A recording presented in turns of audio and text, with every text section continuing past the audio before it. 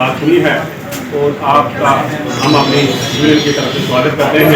Harmeet Singh union secretary Shri Mata Vaishno Devi जी auto union president Shri सरदार चरणजीत सिंह जी, मोहम्मद अल, पूरे Jammu district के प्रधान जिले अखनूर के अपने ओम जी, हम आज जैसे कि आप मिल रहे जो ई रिक्शा ई ऑटो का जो मुद्दा आज गरमाया हुआ है, आप सब जो प्रेस कॉन्फ्रेंस है हमने 3 मुद्दों के ऊपर की ही। सबसे पहली बात कि जम्मू आरटीओ की तरफ से जो बार बार बातें कही जाती है, मैं उसके ऊपर मैं चाहता हूं कि आप लोग भी जब आरटीओ साहब का इंटरव्यू लें उनसे 2-3 सवाल स्पष्ट पूछें। पहला उनसे ये बात पूछें कि आप मुझे बताएं, ये जो आपने पर किलोमीटर रेट रख दिया ई रिक्शा ई ऑटो का, आप मुझे बताएं पर किलोमीटर आपने रेट क्या मेटाडोरों का रखा, आपने क्या बसेस का रखा? पर पैसेंजर हमेशा रेट होता है। अब ई रिक्शा के ऊपर 4 आदमी बैठते हैं, आप उसका पर किलोमीटर कैसे हो सकता है? जब आपने सभी ट्रांसपोर्ट जो चलता है उसका आपने पर पैसेंजर रेट है, फिर ई रिक्शा ई ऑटो का पर किलोमीटर क्यों? इनका पर पर्सन होना चाहिए।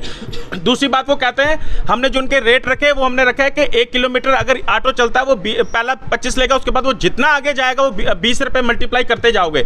साथ में ये आप कहते हो कि फ्लाईओवर्स का काम जो ही खत्म होगा तो हम यहाँ पे जोन इंप्लीमेंट करेंगे। जब आप जोन इंप्लीमेंट कर दोगे फिर आप मुझे बताओ, मैं सिटी की बात करूं, जोन 2 जो है उसका रेडियस ही 2 किलोमीटर है, तो 2 किलोमीटर के आगे वो कहां जाएगा उस 20 रुपए को प्लस करने के लिए या उस 15 रुपए को प्लस करने के लिए? मैं चाहूंगा ये भी सवाल आप आरटीओ साहब से जरूर पूछे।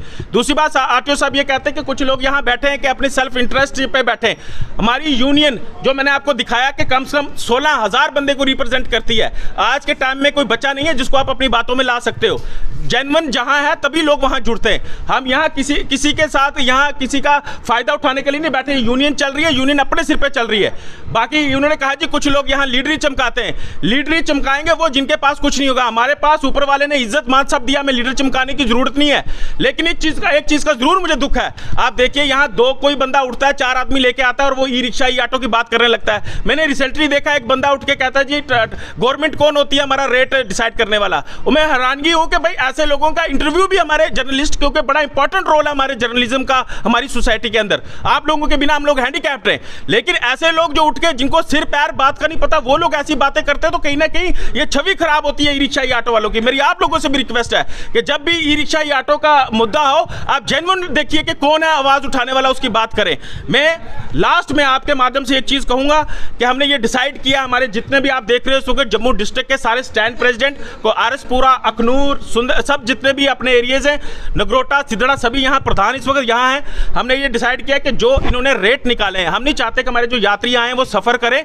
जो इन्होंने रेट्स निकाले हैं उसके ऊपर हम यात्रियों के लिए उन रेट्स पे चलने के लिए तैयार हैं जब तक ये यात्रा है। जहां तक मीटर की बात है, मीटर की बात इन लोगों को हमारे साथ बैठ के इस चीज को सॉर्ट आउट करना पड़ेगा। अगर मीटर को लेके हमारे लोगों को परेशान किया गया, फिर हमने ये डिसाइड किया कि हम 3 दिन की पहली स्ट्राइक देंगे। पहली जो है 3 तारीख को स्ट्राइक रहेगी, जिसमें हम पूरे ई रिक्शा ई ऑटो जम्मू के हैं वो जाम रहेंगे। उसके बाद नेक्स्ट उसको जितने भी हमारे ई रिक्शा चालक हैं वो अपने परिवारों के साथ हम प्रदर्शन करेंगे रोड पे बैठ के। दूसरे दिन हम लोग ट्रांसपोर्ट कमिश्नर का दफ्तर का घेराव करेंगे और तीसरे दिन हम आरटीओ ऑफिस का घेराव करेंगे। मैं नहीं चाहता कि इस वक्त यात्रा चल रही है और हमारा सिस्टम यहाँ डिस्टर्ब हो।